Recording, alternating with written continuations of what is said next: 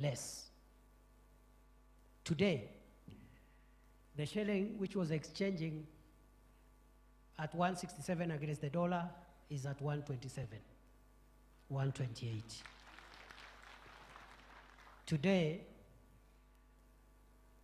the price of unga, 2 kilos, which was 230, 240, 250, 260, is somewhere between 100, 110, 120. Today, the inflation, the escalation of prices of essential commodities, which was at 9.6% monthly, is now 3%, 2.9, 2.7%. Interest rates for our business people. Najua ule mtu ako na kabiashara kake somewhere hapo Meru, ameajiri watu 3, 4. They need affordable credit to expand their micro or small business so that they can employ a few more people.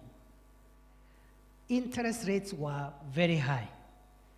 You have seen today interest rates in the commercial banks have started coming down. All those interventions, reducing interest rates, reducing inflation, strengthening the shilling, reducing food prices, has not happened by guesswork. It has happened by hard work of President Ruto and his administration. Very painful decisions we had to make.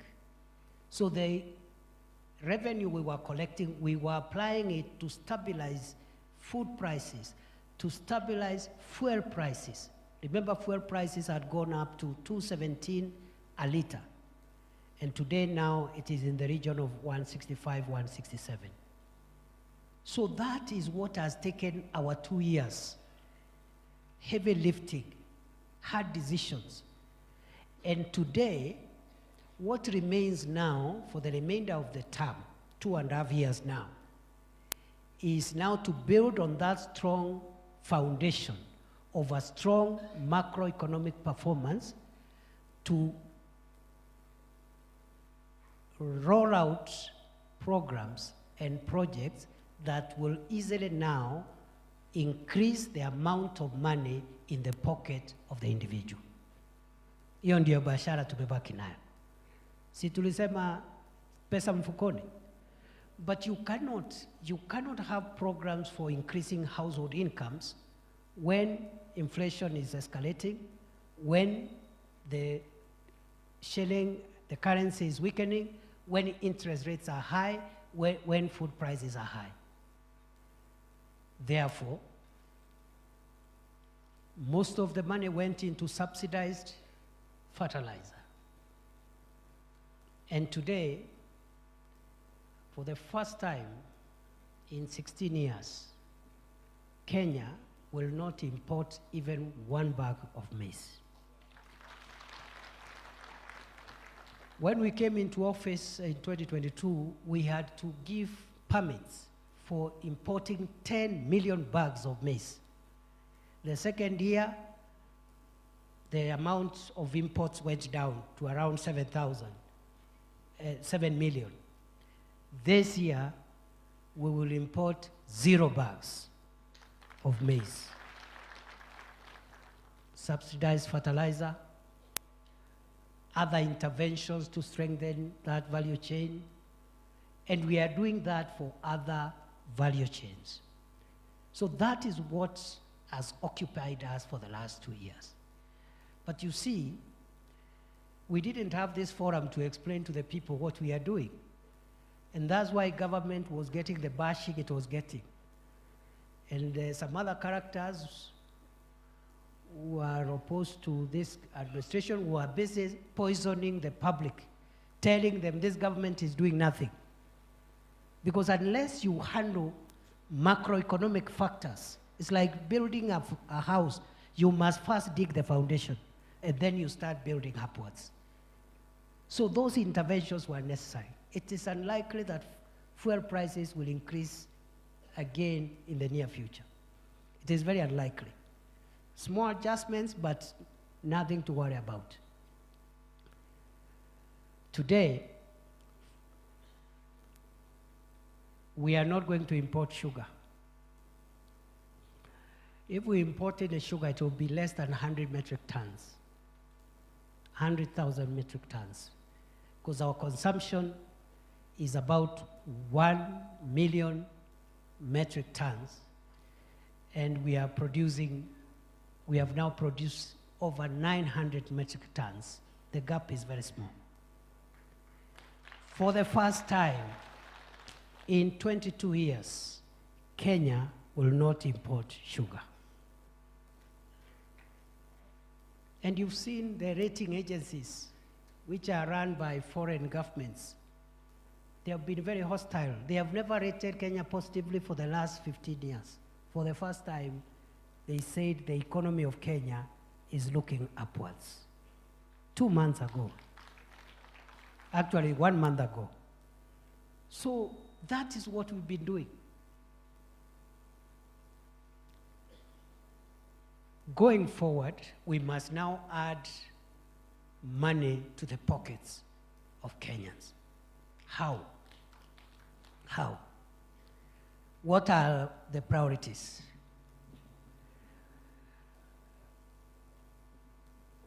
Our priorities are in 5 pillars, and I've already disposed the first pillar, macroeconomic stability.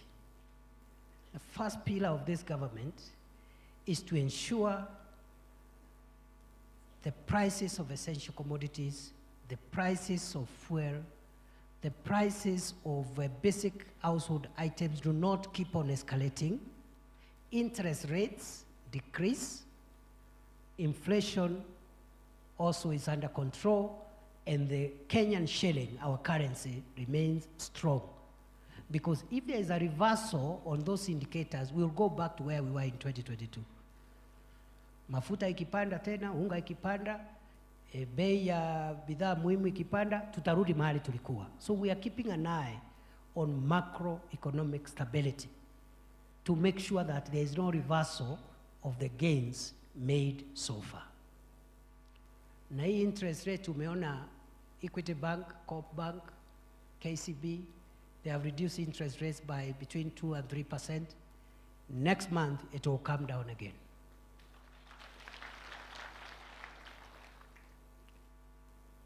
The central bank, this interest rate is controlled by the central bank lending rates. Banks were not lending businesses money because government was borrowing that money. Now we are not borrowing that money. So the banks will be forced to come and look for customers to give credit, the way it was in the first years of Mwai Kibaki's administration.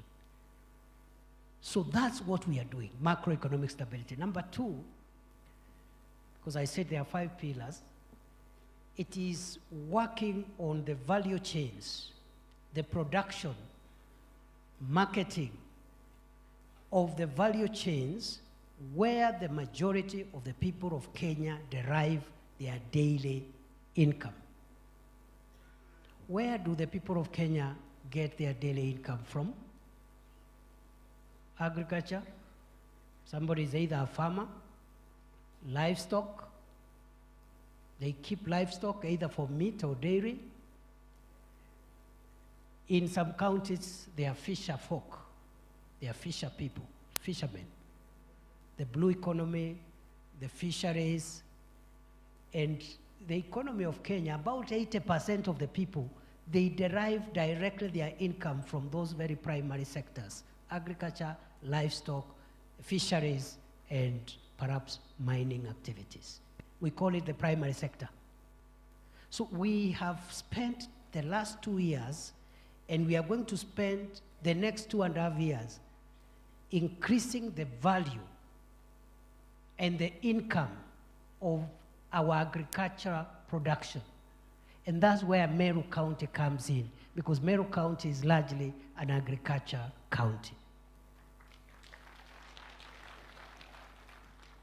In 2022, the country earned 158 billion shillings foreign exchange from tea. In 2022, the country earned 158, thereabouts, billion shillings from the sale of tea. In 2023, the figure rose from 158 billion to 181 billion. In 2024, the figure rose again from 181 billion to 211 billion. That is tea. Coffee. In 2022, the sale at the coffee exchange, commodity exchange, are 50 bag of cherry. The average price in 2022, a bag of cherry was in the average of $160 per bag. That figure rose in 2023 from 160 to 180, not 160, 180. It rose from 180 to an average of $225 per 50 kilogram bag of cherry. In 2024, it rose again from an average of $225 to $319 per 50 kilogram bag. The actual income from coffee in 2022 was about 60 shillings per kilogram of cherry to the farmer. In 2023, the value or the income from coffee rose from an average of 60 shillings per kilogram of cherry to 80 shillings a kilo to the farmer. In 2024, the figure, which was at 80, rose to 101 shillings per kilo. You on your report card. And we want to upscale. 2026, we'll give a report. 2027, we'll give a report before we go to the ballot. Isn't it? So that is the agenda. I've just given you tea and coffee because those are primary cash crops for many parts of Meru. I have told you what we are doing for sugar, because even if we don't grow sugar, we consume sugar. If sugar is expensive, it affects all of us, isn't it? So the interventions we have made, again, in tea and coffee are many. I don't have to say what we have done to make that happen. But part of it is in fertilizer. The other part is in organizing governance, bringing new law, and handling the bottlenecks that were restricting good value to farmers. And we are not done yet. We have a lot of unfinished work. Nimesema mambo ya sugar. Now we are sugar sufficient. They are even getting bonus for the first time. Sugar was introduced, sugarcane farming was introduced in Kenya in 1922. The first time sugarcane farmers got a bonus was last month under the leadership of President William Ruto. They don't even know what a bonus is. The workers were not being paid. The staff were not being paid. All the factories had closed. Now the factories are back. Production is high. Workers are being paid. And they are even getting, the farmers are getting not just their payment, but also bonus. I can go on and on and on. We have about 17 value chains. Many of them are value chains relevant to Meru County. We are working on the lower areas on cotton. We are going to bring back the ginaries before the next election. Because the lower parts, for example, of Central Imenti, there was a ginnery there called Gaitu. Another one in Mitungo, in lower South Imenti. And we're also exploring whether other lower parts of Nyambene could be good for cotton growing, and we put up something there as well. We are working on so many other value chains. I don't have the time to tell you all the agricultural value chains. I will tell you how we will do follow-up, because this meeting is not enough for me to elaborate all the interventions. We are working on sunflower, we are working on cotton, we are working on edible oil crops like avocado, macadamia, the nuts, all those value chains, tea, coffee, potatoes, and everything else in between. And I am following crop by crop, crop by crop, crop by crop. That is my business as Deputy President of Kenya. Not just for Meru County, but for all the counties of Kenya. Sijamaliza. Si bei imeongezeka last week. Si bei serikali imegazeti new prices last week. Si waziri, huyu waziri wetu hapa, si hiyo kazi mimi ndio nimefanya? Ama ulisema nani alifanya? Uliwaambia? Uliwaambia mimi ndio niliamurisha waziri wa kilimo wafanye hiyo kazi? Uliwaambia nilikuwa nimeamurishwa na William Ruto? Wanajua? You know, sometimes you don't say it. There is no way a minister of William Ruto can gazette without the permission of the president. Na amri ilitoka kwa mtu ya mkono ya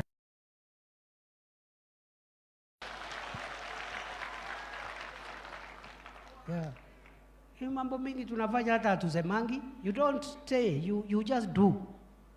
You don't have to say, you just do. When it is done, you will have a very easy. Shida yetu ni kusema mambo mingi na hakuna ile itafanyika. Na mimi, kwa sababu tutaagana vile tutafanya follow up tukimaliza mkutano wa leo. Mimi nataka muniwekee mtihani. Si namna hiyo?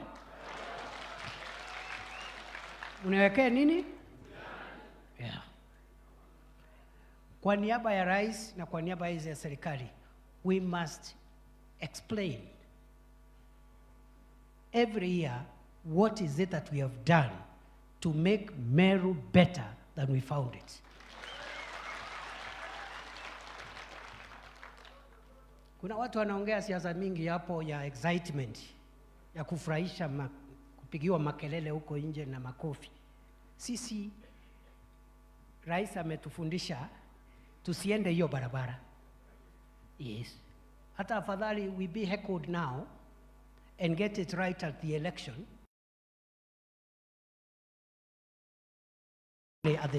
at the ballot. So we are very focused. Na unajua hii kazi ya maendeleo is boring work. It's not exciting. Raia wanapenda excitement, sarakasi, vipindi, drama. Hey. Transformation work is costly, is expensive. So unaambiwa mtu mambo ya cotton, mambo ya sijui ya tea, you know, anataka kuchochewa, anataka uchochezi. Tupige nani, tupigie nduru nani. And you know, mwanadamu ameumbwa tu hivyo.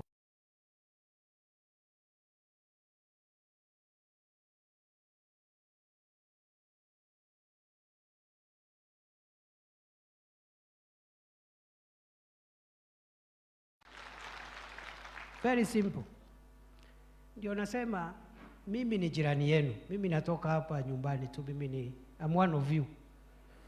Si namna hiyo? The only way I can be valuable to you is you ask me, what is it that we can say you have assisted us to unlock as Deputy President of Kenya for the people of Meru? The issue is not how long I will stay in this office. That's the least of my worries. That is the least of my issues. The same for President Ruto. Naona watu wengine wanamutisha sijui atakuwa sijui term moja, sijui term ngapi. Does it really matter? It doesn't matter how long you stay in office. What matters is what you do while in office. Yeah. So wale wanategea sisi hapo, they are just wasting their time. Should look for other things to do. Yeah. And you know, a leader doesn't have to be popular all the time. But a good leader knows when to be popular. Knows the timing, when popularity is important. Because there are many people who shine in between hapa katikati, but when it matters, si wanazama. So, I was with the president the other day in northern Kenya. I saw some people making a lot of fun about the long road he was explaining. And actually, I was very happy when I saw people trying to mock the president, because I have information which they don't have. That road is going to be constructed. Yeah. The people saying that, they don't know. This government is going to construct a road from Isiolo to Mandera in the next 2.5 years. There are 11 contractors on the ground as we speak, each with a stretch of about 100+ kilometers. Some sections, 40%, 50% is already tarmacked. But because the person making just ako kwa simu hapo, ajui Samata ni wapi, ajui Kotulo ni wapi, ajui sijui ni wapi. So anafanya mzaha. And you know, when 2027 comes and we go to account, we will use that road from Isiolo to Mandera. That's how you open that part of the country. So msiwe na wasiwasi. Msiwe na wasiwasi. Msiwe na wasiwasi. Niona wengine wananifundisha kazi. Unajua, kaa hivi, Deputy President nakaanga hivi.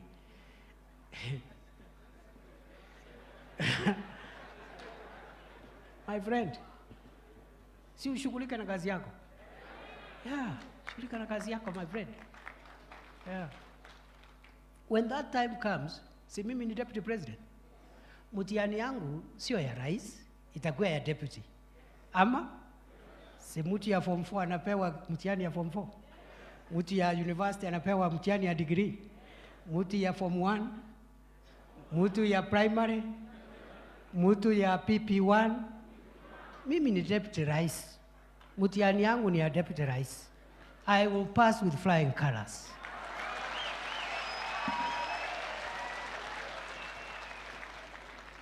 Nitapita ile A****. Kwa hiyo level, kwa hiyo kiwango. Because kazi ya naibu wa rais ni kusaidia rais. Sio kupigana na rais. That is not the job description. Hiyo ya kupigana na rais ni ya opposition. Opposition kazi yao ni kupiga rais na serikali yake. Kama wewe ni deputy president, kazi yako ni kusaidia rais kwa udi na uvumba, mchana usiku, kulia kushoto. Yeah. Kama hutaki kumsaidia utoke. Yeah, ujoin opposition, ukijoin opposition hakuna mtu ako na haja na wewe. You can do what the opposition does. So siku ile tutafika pale kwa sababu watu wanatutisha sijui mambo ya sijui 27, na nimesema that does not worry us anyway. Mimi nitaambiwa wewe ukiwa deputy president miaka 2 hapa Meru County, kabla tuongee tuambie ni nini umetuletea, barabara ngapi, sijui nini, mambo ya miraa imefika wapi, mambo ya stima imefika wapi. Simple. Yeah. So if I explain myself, sasa nitetee mtu yangu, bosi yangu sasa. Kwa sababu singefanya kama hakuwa ameidhinisha, isn't it? So it's as simple as that, na itakuwa tu mzuri. It will be okay. Things will be very okay. Si sasa wale wanasema sijui watapinga rais, wengine walikuwa vice president, wengine deputy president, wengine walikuwa sijui mawaziri, wengine sijui walikuwa, so everybody ataulizwa.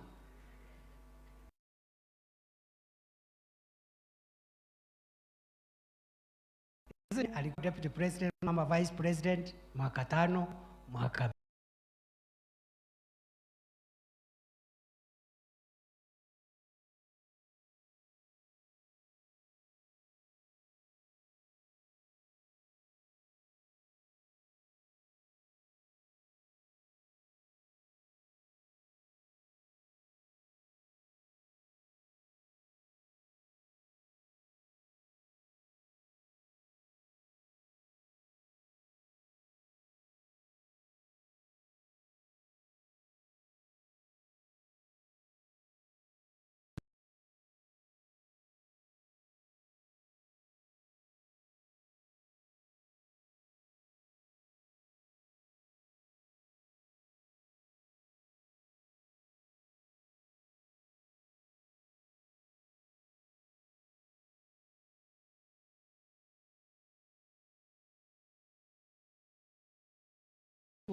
the people you represent get something and of value from this administration.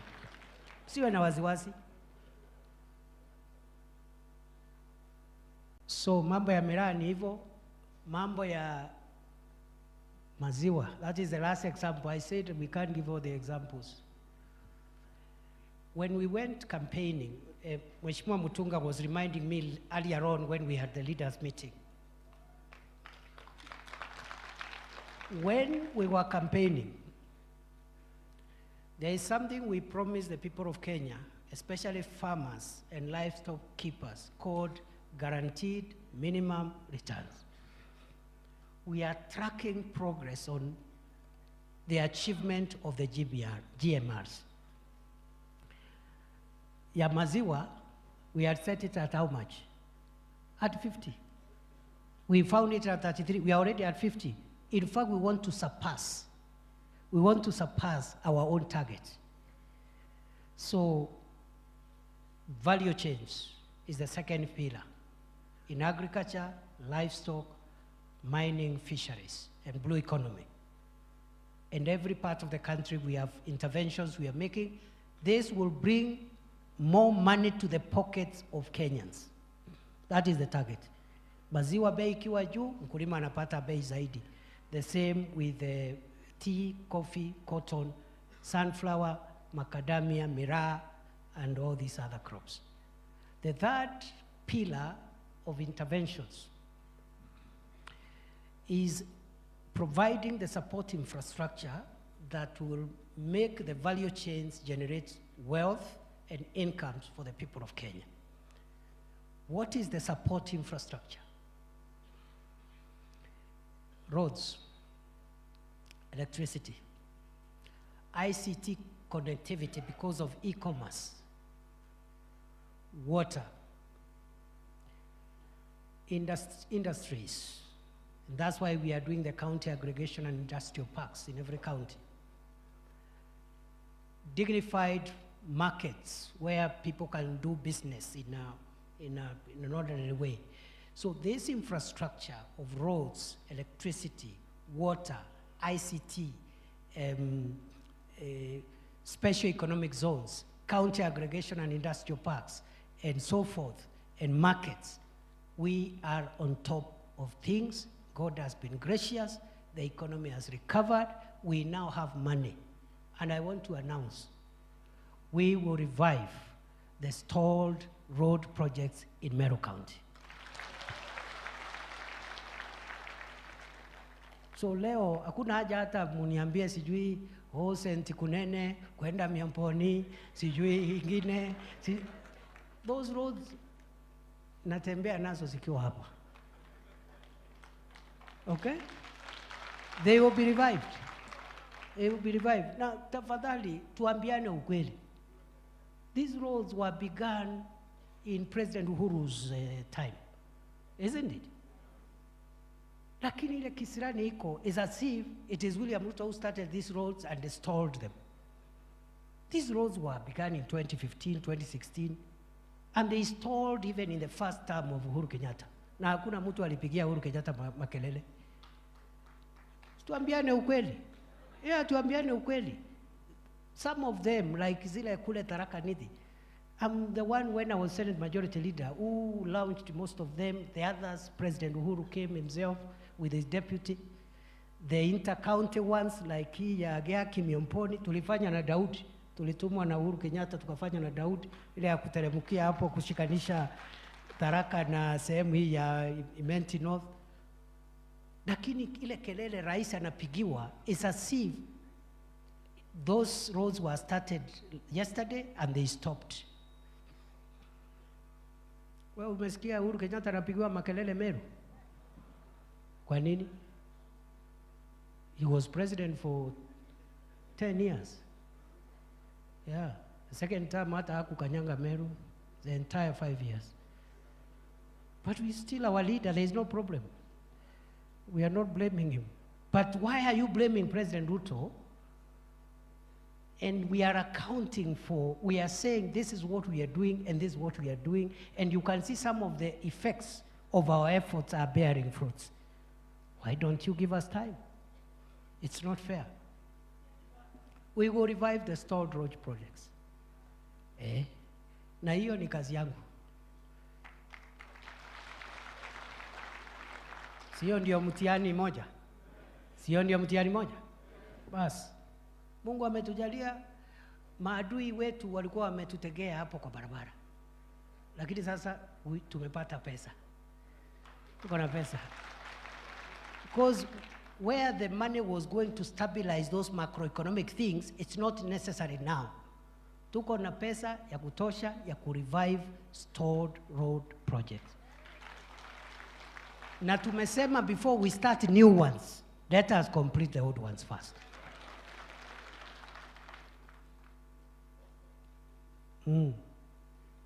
Yeah. So nitawaambia how we'll unlock that. We have money for stima, last mile connectivity. We have about 36 billion already, and another 12 billion itakuwa inaingia this Thursday. So we are good. Mambo ya last mile tuko sawa. We have money for markets. We are constructing the KIPES. And I want to commend the Meru County Aggregation and Industrial Park is one of the best in terms of completion. It is nearly 70%. Meru, Migori, ndio iko karibu na completion. Zingine iko 5%, zingine iko 0%. Some have not even broken ground. We want every county to have an aggregation and industrial park as a way of spurring value addition, more money to the pockets of traders and business people, and as a way also of creating jobs for our young people. Tuendelee tusiendelee? Sio ndio agenda ya serikali? So,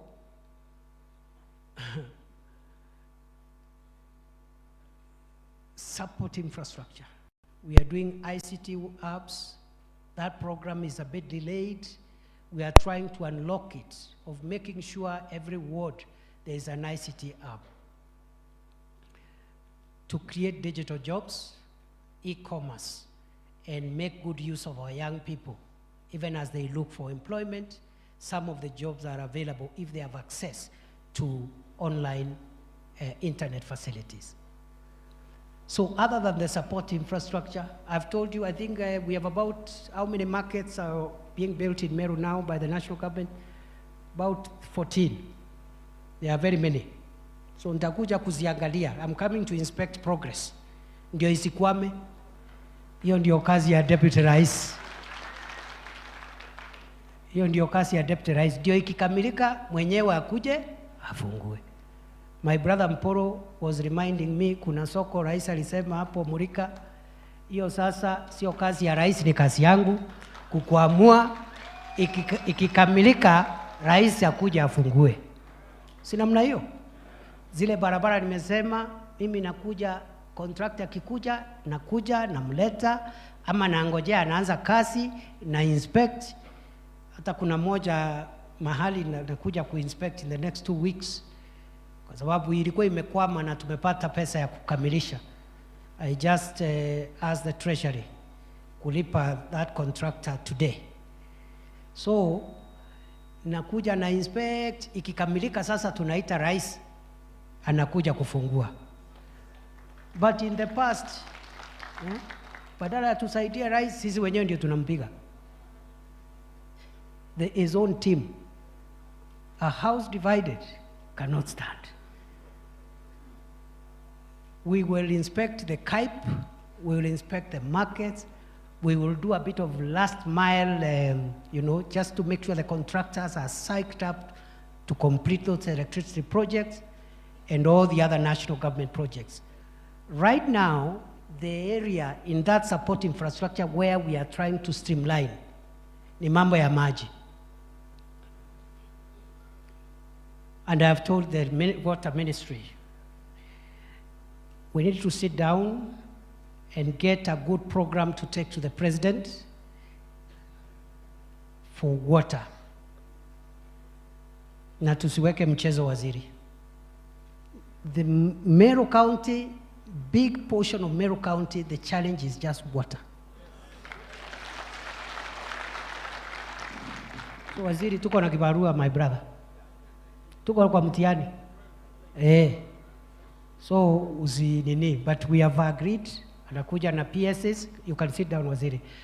Atakuja na PSS, we have a good program for water in Meru and other parts of Kenya, all the counties of Kenya. We have managed to unlock roads and electricity, but we need some homework to unlock resources for water. Na hiyo kazi tutafanya. Number 4, the 4th pillar is job creation. Hiyo ndio inaleta pesa kwa mifuko ya wananchi. Macroeconomic stability, value chains in agriculture, livestock and fisheries. Thirdly, it is support infrastructure, roads, electricity, and all the Capes and markets. Number 4, job creation. Job creation. We are trying to create as many jobs as we can for the young people of Kenya. And we want to make sure every macroeconomic stability, support infrastructure,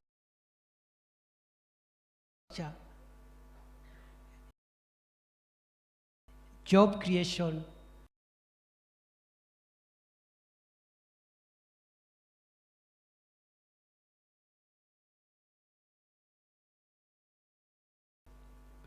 very important, social enabler.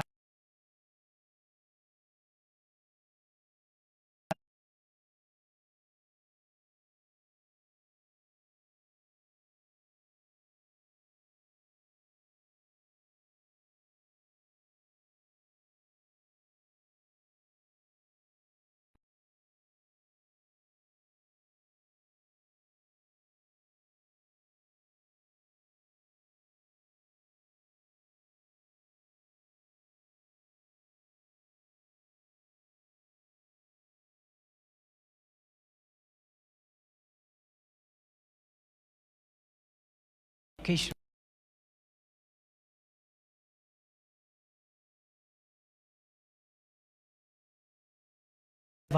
Education.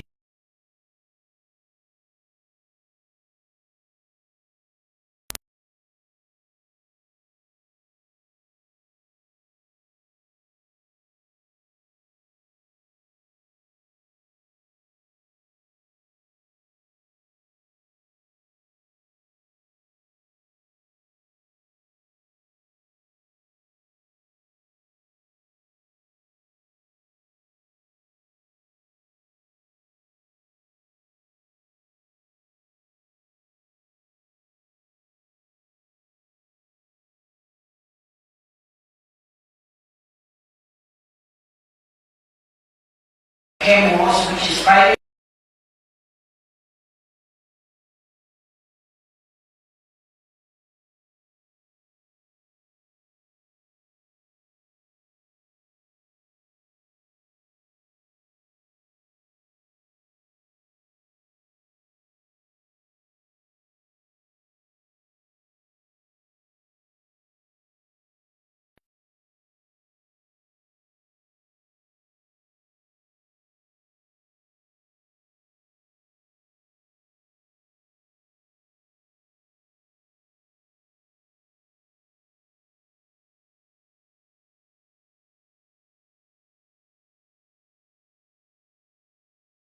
Ni mbili.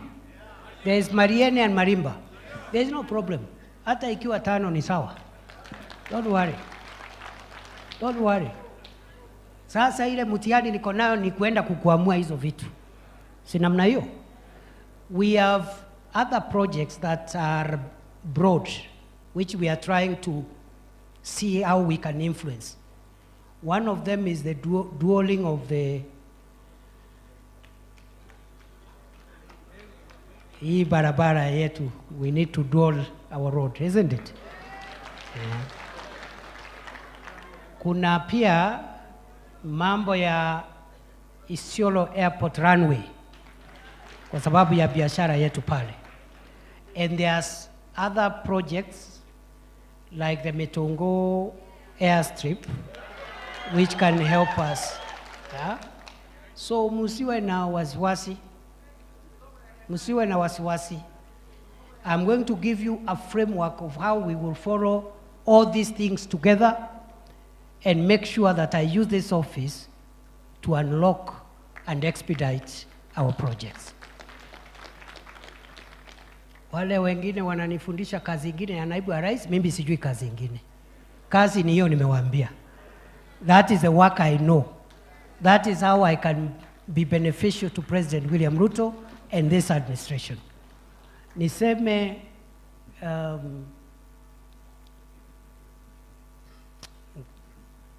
ntikoenda mnokwaria na kinyumbani unto it's an official function.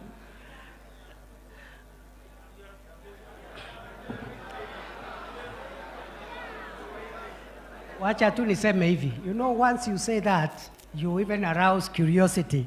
People will want interpretation. But let me say this. You know, we are here to discuss the development of Meru County.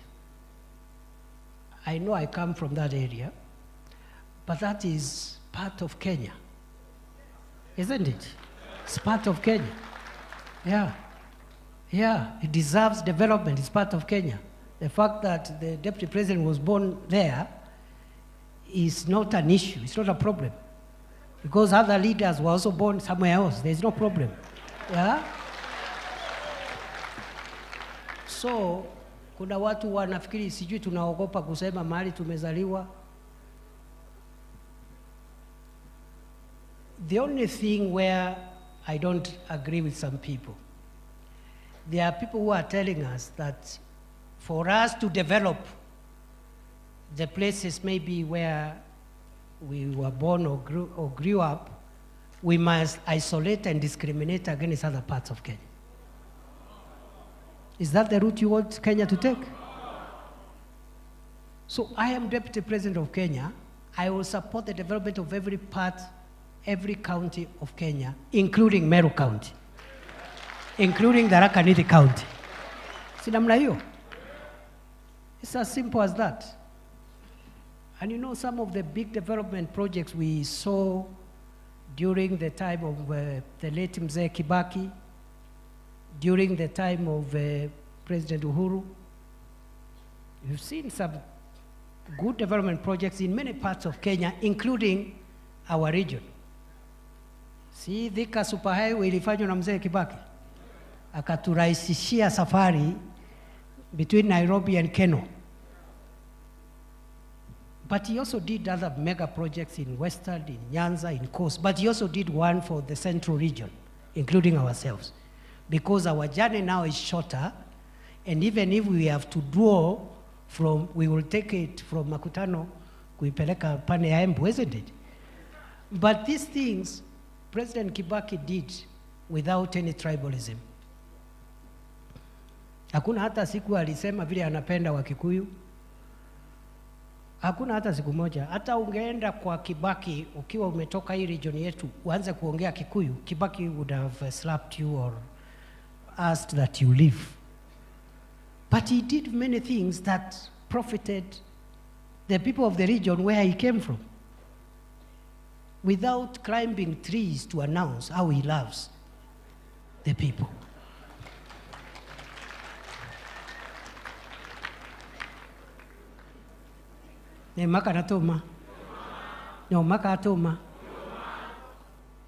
President Uhuru did a lot of transformational projects. Ndiye alianzisha ile Dungukundu ya Mombasa. He did some in Kisumu. He did other projects including the Isiolo-Moyale Road. He did Kibaki actually for us, let me bring it home even. Kibaki is the one who did for us Mati Road. Isn't it? Kuna siku ulisikia Kibaki akisema vile anapenda watu ya Mount Kenya, sijui watu ya Meru. He used to talk about Kenya. And he did what he did for various parts of Kenya, including our area. President Uhuru also did a lot of projects across Kenya. But one of the projects that is home, is nearer to our region, the dual carriageway which Mzee Kibaki left at Keno, aliisukuma ikaenda mpaka Marwa. True or false? Najua tukifika pale makutano tunapiga kona, lakini bado alitufufishia safari. Kuna siku ulisikia Uhuru akitangaza bila anatupenda? Si alikuwa anasema anapenda Kenya yote? Na alifanya that in other parts of the country. So hii ukabila, mtu asikudanganye ati ndio uonekane wewe ni maarufu, unaenda kupiga kelele ya ukabila na uko na nafasi ya uongozi katika taifa. It is wrong. It is unconstitutional. Sijui kama tunaelewana? Yeah, that is the ideological differences we are having with some of our colleagues. Because they want us to shout, oh, I'm doing this, I come from here. But today, Wameru wanaishi kila mahali katika nchi ya Kenya. So if you develop everywhere, you are also supporting our people there. Wakati nilikuwa minister wa security, I spent a lot of time in some of the hotspots. I came to Meru North severally. I may not have come much to the other parts of the county because the security challenges were less. I spent time in North Rift. I spent times in Lamu. Ukienda pale Lamu, half of that county ni Wameru, Wakikuyu, Wadharaka. They're the ones who live there. So ukipeleka siasa ya chuki na ukabila, you are endangering the peaceful coexistence of the people you claim to be speaking for who live in those kind of areas. Ndio uliona kuna siku mimi nitakuja hapa kusimama kuongea mambo ya ukabila ati niwaambie vile nawapenda. Ati tangaza vile unatupenda. Mimi nitangaze aje sasa? Why? Yeah. But on the other hand, nimewaambia Meru ni Kenya. Meru si ni Kenya? Si mimi ni deputy president ya Kenya? Si Meru ni Kenya? Bas, hiyo tosha. Hiyo inatosha. Yeah. Ati ho, sijui nini. Now, I wish the people who want to sell tribalism to us could explain to us what they did with their possessions when they had those possessions. Na ikifika hiyo ndio itakuwa, that will be the contest. Contest ikifika itakuwa wewe toa nini yako na wewe toa achievement yako. That's all. Mtu atajaribu kuongea kosa ya kusema. Yeah, so we are good. Usiwe na wasiwasi. Mimi nitakuja mashinani because we need to unlock some things before the president comes. Hatutaki rais akuje to inspect projects which we are not sure there is enough funding, the project will be completed. We want to spare the president from doing a lot of routine things or from announcing something which he has not been briefed properly that it has an end-to-end solution. And that's the problem we have been having. And my colleagues who are in government, ministers, PSs, sometimes we are the ones who embarrassing the president by inviting him to an event, and you know very well you are not sure that project is end-to-end funded. So wacha sisi tusukumane na hii kitu. Afadhali mimi ni inspect kitu, ikikwama mimi nipate hiyo embarrassment. But by the time the president comes, anakuja kufungua either a complete project, or if he is inspecting, we are very sure there is an end-to-end solution for that project. Ndio tuondolee rais watu hapa kumkejeli na mambo kidogo tu ya upuzi, and part of it is just us. Sasa tuko hapa na wakubwa, ma-PSs wako hapa, tuko na CS hapa, tuko hata huyu jirani yenu huyu Dr. Kanga, ile mambo mnasukuma hapo ya National Park. Huyu ndiye mkubwa ya National Park, we Kanga. Resolve that issue ya Meru National Park hapo. Si tinikwambia hivyo? Yeah, Keti, you don't even need me. Tavuta viongozi wa Meru, what the county government wants done, so that Meru National Park brings some revenue and what have you to the local, to the county government. Go and work out a win-win solution, because we are doing it for Masai Mara, we are doing it for Savo. Why can't we do it for Meru National Park?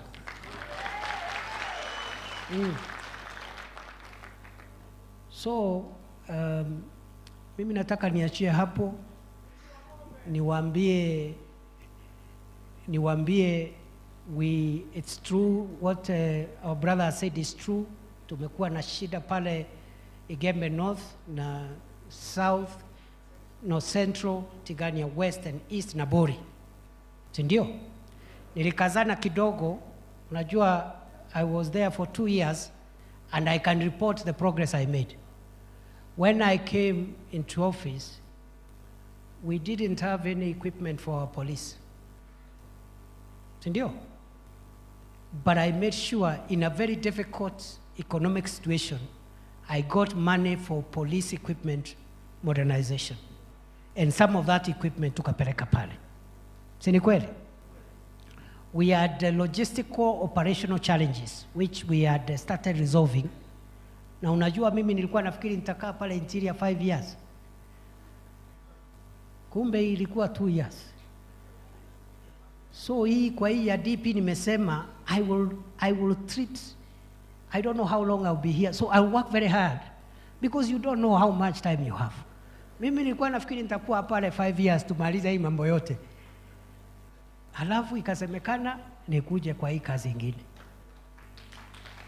So there is something I achieved in those 2 years, not just for Meru North. If you go to North Rift today, we have not eliminated the problem completely, but we've suppressed it and made progress. Lamu, where people were getting killed every day, has been calm for 2 years. Meru North, there is still an issue, and we have a solution, which I don't want to announce here, but I will tell it to you through your leaders, because I don't want to publicly say the solution we have, and it has come from your leaders actually, to be honest. So we have a solution of creating a buffer zone in that area to make it impossible for cattle thieves to penetrate and come to our region. But because it's a sensitive security matter, I don't want to announce it here. Let it be known, we have a solution. We are going to complete the remaining part in the fight against banditry and cattle rustling.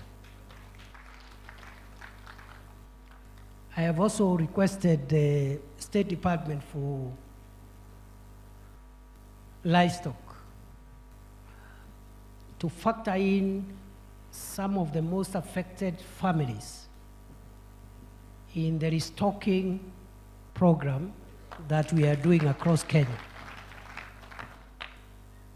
So factor in hapo hiyo sehemu yetu, some of the most affected families, they may not be restored to the situation they were in, but at least of interventions to help them restore and restart their lives. And I instructed the PS for livestock to make sure that Meru North, that the whole affected area gets part of that solution. So I'll be asking the members of parliament from those constituencies to go, wakutane na PS na waziri, wamalize hiyo, kama ile ya miraa vile imemalizika. Mimi nawashukuru sana. This is how we are going to proceed.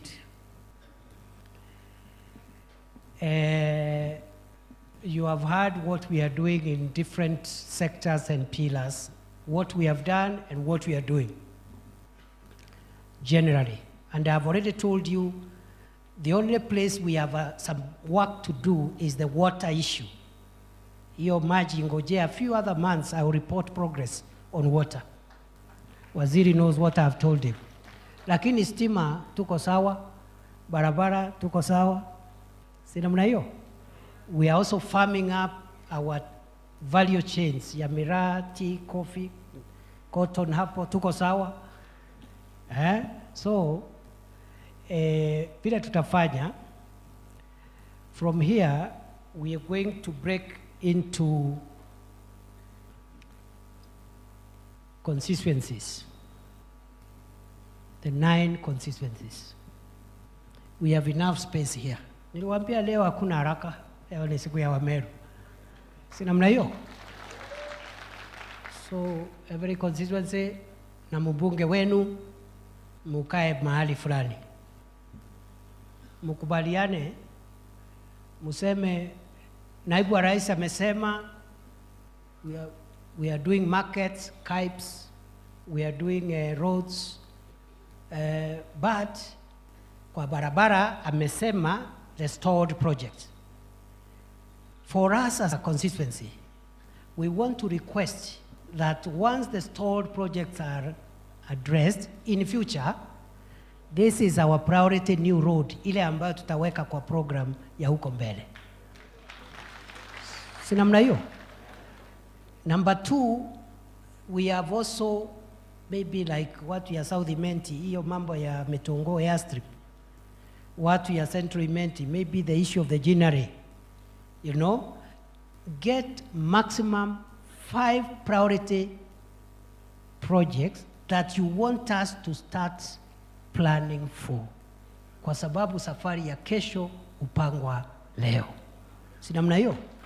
So that even if we are not going to do new roads until we revive the old ones, it's good we know once we finish the current roads, we can have at least in every constituency a priority road. Do something between 3 priorities, minimum 3, maximum 5 per constituency. That break will take 30 minutes. It will take us to 12 o'clock. We will have early lunch at 12. We resume here at 12:30. When we resume here, every constituency to decide the priorities. And when you bring those priorities, you can decide either you give me in written form, ama mtu moja kwa niaba ya constituency asimame aseme, we have consulted as a constituency, this is our priority road, this is our priority project for future, aketi. Hakuna salamu, hakuna protocol, hakuna kwaheri. Na tuelewane please, You know, I'm spending 4, 5, 6 hours with you today so that we help each other unlock the development agenda of our county. Si namna hiyo? Sio ati sikuwa na mikutano mingine. So please, do not hijack this meeting for any other reason. So ule kama ni mbunge ataseme mwenyewe ama mtu mwingine ikubalike, na isikuwe mtu anakuja kusoma hizo resolutions hapa ni mtu wako na vita na viongozi, anapigana na viongozi kila siku. Because today is not the day for that.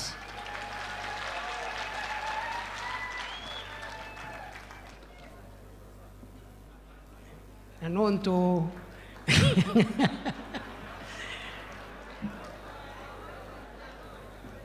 nontore nonto ndwenu na ibombije tunamna hiyo ndewenu na ibombije properly. The person who comes, just come, don't greet us, just let me read the the agreed priorities. Ukimaliza, and I'm the one who will moderate that process.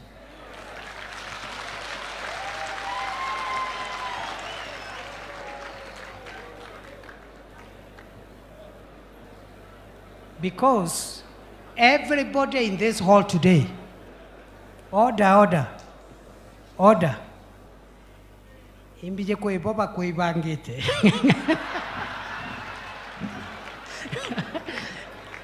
No, we want to make maximum use of this meeting. And everybody today in this tent is my guest. It's not your guest. When you call your meeting, we will come as your guests. You will treat us the way you want. So please, you cannot come here and use my platform to attack any of my guests. Because you are also my guest. Because you are also my guest. Sinamna hiyo? Yeah. But as soon as we finish, tukitoka, you can now, waroke waba, no yokia madoka na hapo kuidete, boka yokia madaga, boka choka ndoene. Tuende na hiyo barabara? Tuende na hiyo barabara? Because this is a very important meeting. We cannot trivialize it. None of us is permitted to trivialize this meeting, including myself. Including myself. I cannot misuse this meeting. Sinamna hiyo? So, kuna watu hapa nikiwaangalia walikuwa na plan kidogo. Lakini ni sawa, there is no problem. There will be a day for that. So once the presentations end, we will take resolutions. This meeting must have resolutions. Sindio? So we'll take resolutions of the meeting. After we take resolutions, nitawaambia vile tutaambiana kwa heri, but we will recognize all the leaders present. We will recognize all of them. All of them, we will recognize all of them. Na kama kuna mtu ametuma apology, tuambiwe so that we record the apology.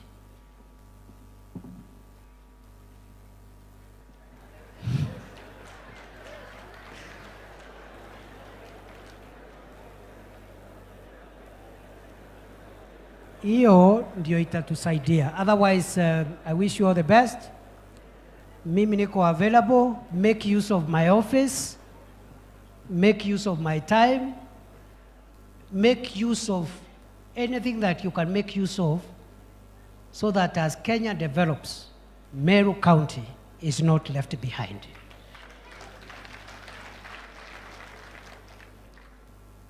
And because munanijua, if you misuse the platform, we will embarrass you.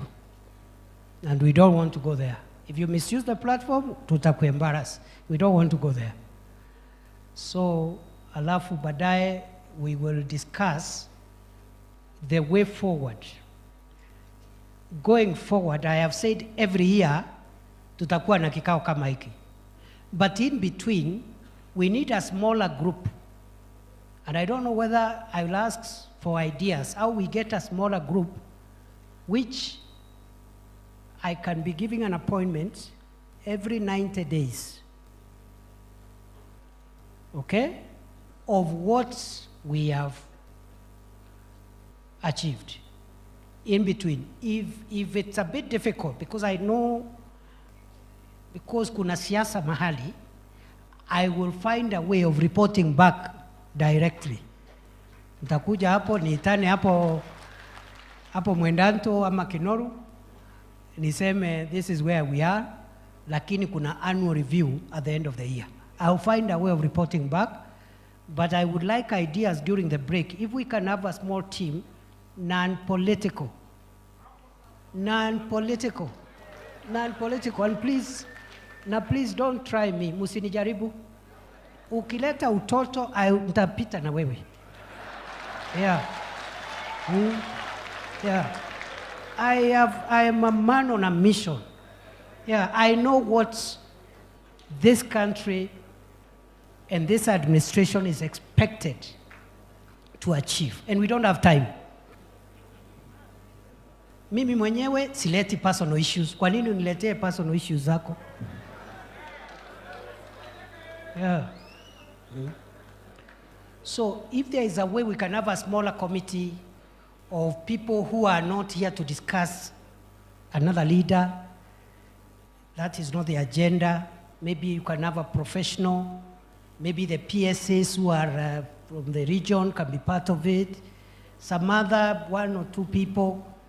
The elected leaders, there is very little you can do to somebody who is in office. If somebody is a member of parliament or an MCA, until they are removed through a vote or whatever, we'll have to manage so that we move forward. So, mutani advise hapo mwisho, we'll need a resolution on a 90-day reporting mechanism for me, because I don't want to wait until the end of the year. I need to report progress along the way. Tuendelee namna hiyo?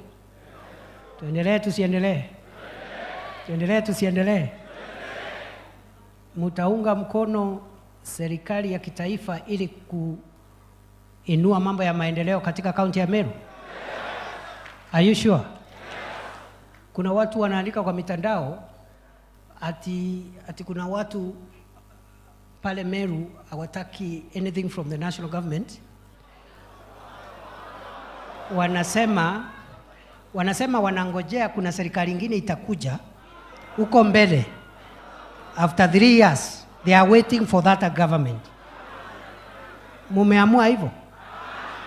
Ati tukae, hatutaki barabara, hatutaki chochote mpaka tungojee serikali nyingine? Are you sure? Kuna watu wanatu-advise hivyo. Wanasema hii tungoje hii serikali, kuna serikali nyingine inakuja. Nasikia iko na Kalonzo, iko na Wajakoya, iko sijui na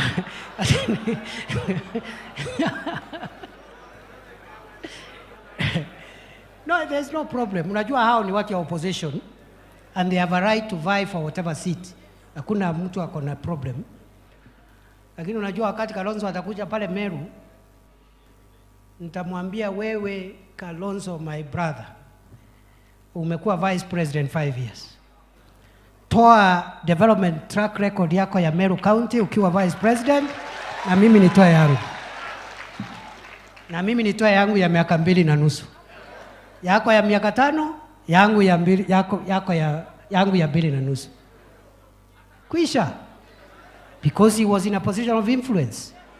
Isn't it? Alikuwa katika hii ofisi. Sio mwaka mmoja, sio miwili, 5 years. Yeah. Yes. Yeah. Si namna hiyo? Si namna hiyo? Yeah. Haitakuwa rahisi. It will not be easy, my friend. Kuna watu wako wamedanganywa kwa mitandao. They think it will not be easy. It will be very rough. It will be extremely rough.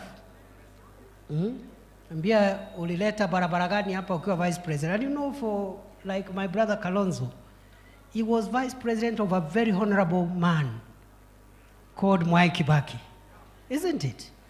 Very empowering, he's not insecure. If he wanted to assist us siku ile, angetusukumia mambo mengi sana. So Na wale wengine pia. Hata wale wengine. So, mimi nataka nikomee hapa, na mimi nawapenda, na mimi najua tutaweka resolution huko mwisho, lakini one of the resolutions, munipatie ripoti ya kupatia rais. Kama mungetaka kufanya kazi na yeye ama hamtaki mambo yake. Sindio? Because we cannot force issues. We can't force ourselves. Isn't it? Na kama mungetaka atembee ama asitembee, hiyo mambo yote tutaamua, ndio niende nimpelekee report. Si namna hiyo? Otherwise, I wish you all the best. Mimi, I'm available at your disposal. I know there are things we can't speak here. There are things we are following up on for every county to make sure there is equitable access to public appointments and other things that help us build national unity. Will as many of that opinion say aye? Those of a contrary opinion say nay. The ayes have it.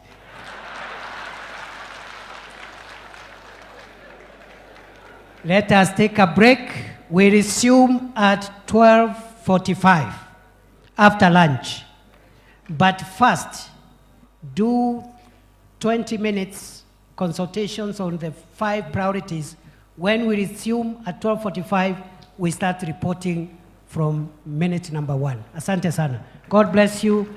God bless Meru. God bless Kenya. Asante sana. Tusimame juu bila kuondoka mahali tumeketi kwa sababu ya uelekezi unaofuata. Tafadhali.